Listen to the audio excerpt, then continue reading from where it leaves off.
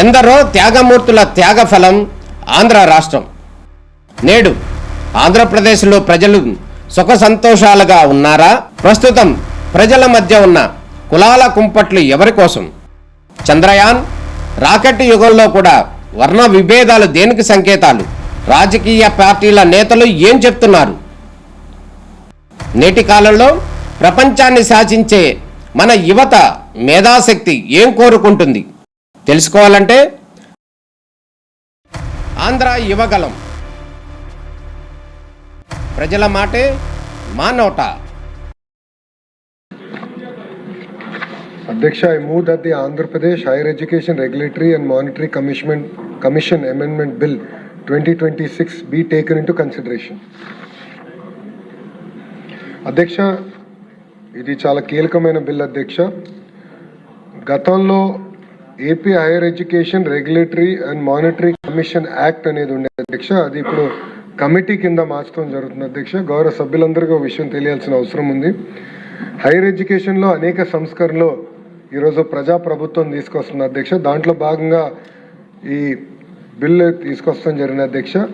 అధ్యక్ష, మీరు చూస్తే కమిషనర్ హైయర్ ఎడ్యుకేషన్ మొదటిసారి పోయిన సెషన్లో మనం తీసుకొస్తాం జరిగింది. ఆ commissioner higher education more of administrative related issues, అడ్మిషన్స్కి సంబంధించిన విషయాలన్నీ కూడా వాళ్ళ ఆధ్వర్యంలో పర్యవేక్షణలో జరుగుతుంది అధ్యక్ష. యాప్షీ అనేది కేవలం ఫోకస్డ్ ఆన్ ఎగ్జామినేషన్స్, అదేవిధంగా కరికులంని ఎట్లా బలోపేతం చేయాలి, ఇండస్ట్రీకి లింక్ ఎట్లా చేయాలని దానిపైన యాప్షీ ఏర్పాటు చేస్తాం జరిగింది అధ్యక్ష.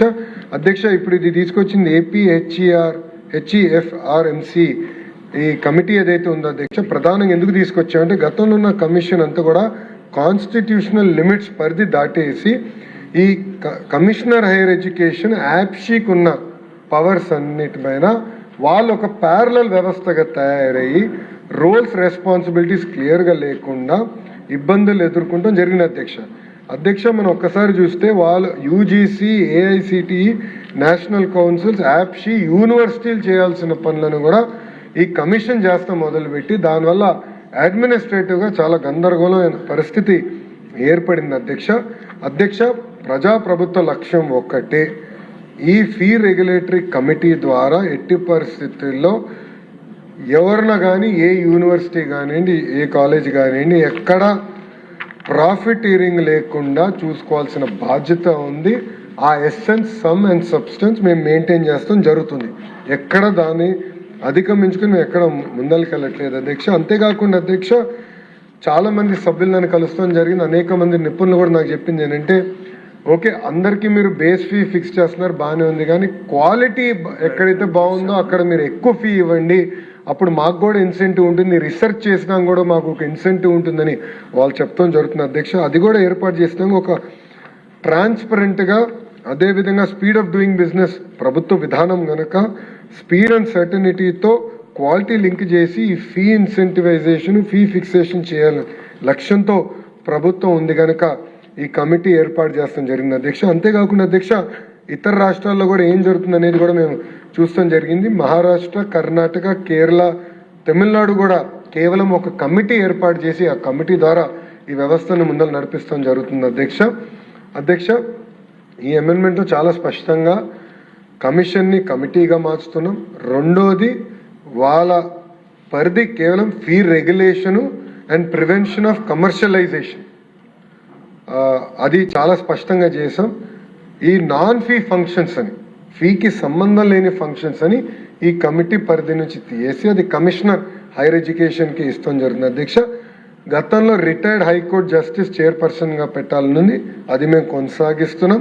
ఎక్స్ అఫీషియో మెంబర్స్ని ఏకంగా జేఎన్టీయూ కానీ మన NTR health university vice chancellor, యాప్షీ చైర్మన్ని, commissioner higher education council representative కూడా దీంట్లో పొందుపరచడం జరుగుతుంది అధ్యక్ష. ప్రొసీజర్ మొత్తం మోడర్నైజ్ చేసి ట్రాన్స్పరెంట్ మెకానిజంగా ఫిక్స్డ్ టైమ్ లైన్స్ పెట్టి ఒక డిజిటల్ రిపోర్టింగ్ ఏర్పాటు చేసి లెజిస్లేటివ్కి అకౌంటబిలిటీ కూడా ఏర్పాటు చేసే లక్ష్యంతో ఈరోజు ఇది తీసుకొస్తాం జరిగిందని గౌరవ సభ్యులందరికీ నేను తెలియజేస్తాం జరుగుతుంది అధ్యక్ష. మానవ వనరుల అభివృద్ధి శాఖ మంత్రి గారు ఆంధ్రప్రదేశ్ ప్రైవేటు విశ్వవిద్యాలయముల స్థాపన మరియు క్రమబద్ధీకరణ సవరణ బిల్లు 2026ను ప్రవేశపెట్టేందుకు అనుమతి కోరుతారు.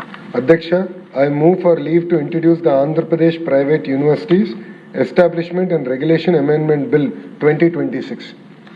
మంత్రి గారి ప్రతిపాదన సభా సమక్షంలో ఉంది. ఇప్పుడు విషయం ఆంధ్రప్రదేశ్ ప్రైవేటు విశ్వవిద్యాలయముల స్థాపన మరియు క్రమబద్ధీకరణ సవరణ బిల్లు 2026ను ప్రవేశపెట్టడం. ఈ ప్రతిపాదనకు సుముఖంగా ఉన్నవారు అవును అనండి, వ్యతిరేకంగా ఉన్నవారు కాదు అనండి. అవునన్నారు, అవునన్నారు, అందరూ అవునన్నారు, కాదన్నవారు ఒక్కరూ లేరు. ప్రతిపాదన ఆమోదించడం అనేది బిల్లు సభలో ప్రవేశపెట్టినది.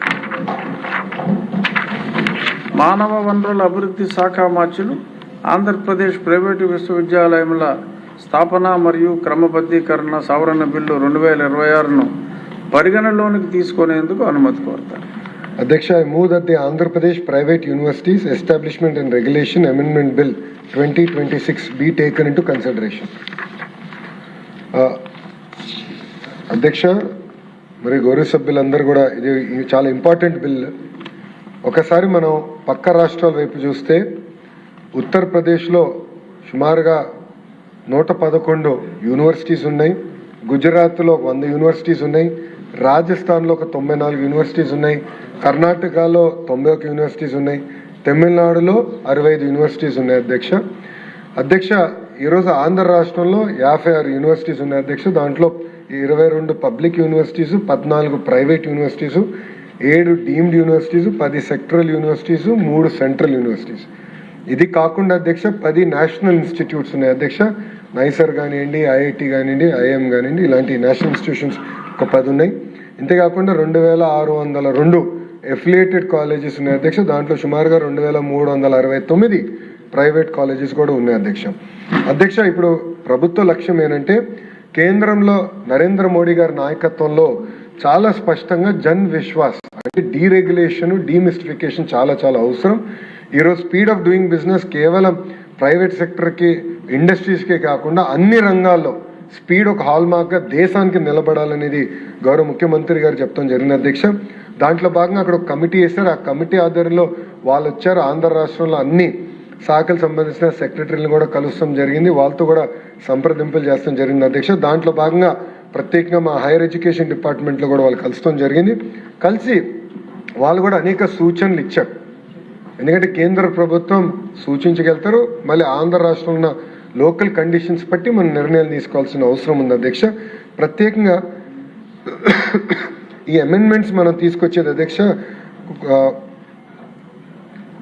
5 రకాలు ఉన్నాయి. అధ్యక్ష, ఒకటి ల్యాండ్ వచ్చేగల. అధ్యక్ష, గతంలో 50 ఎకరాలు, కనీసం 50 ఎకరాలు భూమి ఉండాలని ఉంది. అధ్యక్ష, కేంద్ర ప్రభుత్వం అయితే అసలు ల్యాండ్ పైన నిబంధనలు పెట్టద్దు, ఎందుకంటే ఇప్పుడు అంతా వర్టికల్ వెళ్తున్నాం మనం, ల్యాండ్ ఎందుకని అన్నా కూడా మనం 50 ఎకరాలని 10 ఎకరాలకి తగ్గించాం. అధ్యక్ష, ఇది 10 ఎకరాలు అనేది క్యాపిటల్ కోర్ ఏరియా అంటే CRDA, greater Visakhapatnam, Vijayawada, Tirupati municipal కార్పొరేషన్లో 10 ఎకరాలు పెడతాం జరిగింది. అధ్యక్ష, మిగతా అంతా కూడా 15 ఎకరాలు both for brown field or green field యూనివర్సిటీకి పెడతాం జరిగింది. అధ్యక్ష, రెండోది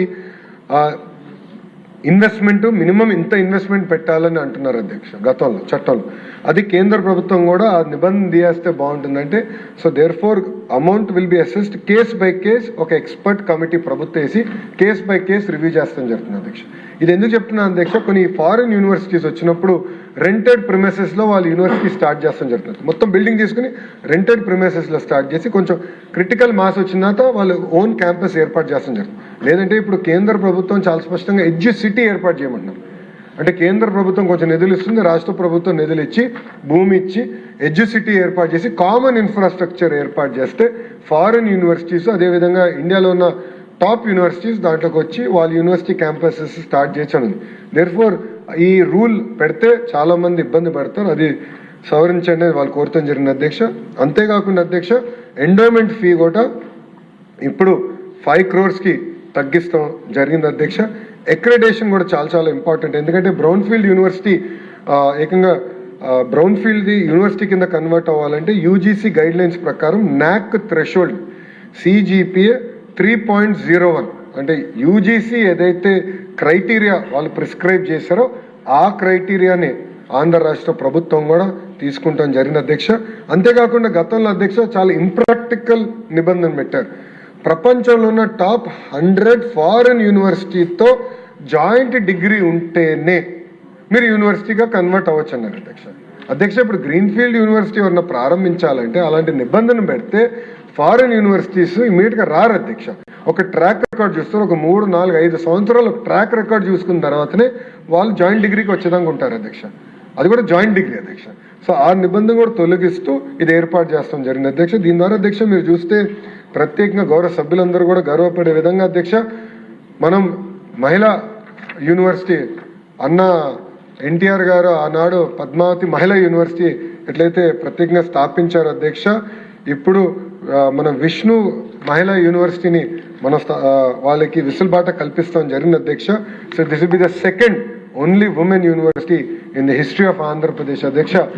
దానికోసం కూడా ఇది చాలా చాలా అవసరం. మా దగ్గరే మీ దగ్గరనే అధ్యక్ష.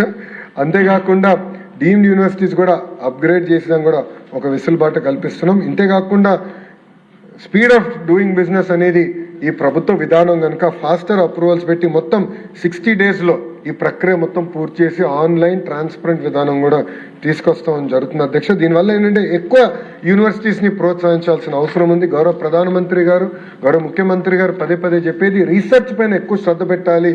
ఏదో కోర్సెస్ ఏర్పాటు చేసాం, పిల్లలకి ఏదో చదువు చెప్పే వాళ్ళ ఉద్యోగాలు ఎత్తుక్కుంటూ వెళ్తాం కాదు, క్లస్టర్ బేస్డ్ అప్రోచ్ కింద. ఎందుకంటే ఒక్కొక్క ప్రాంతంలో ఒక్కొక్క క్లస్టర్ వస్తుంది. Space city, drone city, aqua, cement, steel city, medical devices manufacturing city, pharma city, ఇట్లా అనేక క్లస్టర్స్ వస్తున్నాయి అధ్యక్ష. సుమారుగా 22 రకాలైన క్లస్టర్స్ వస్తున్నాయి.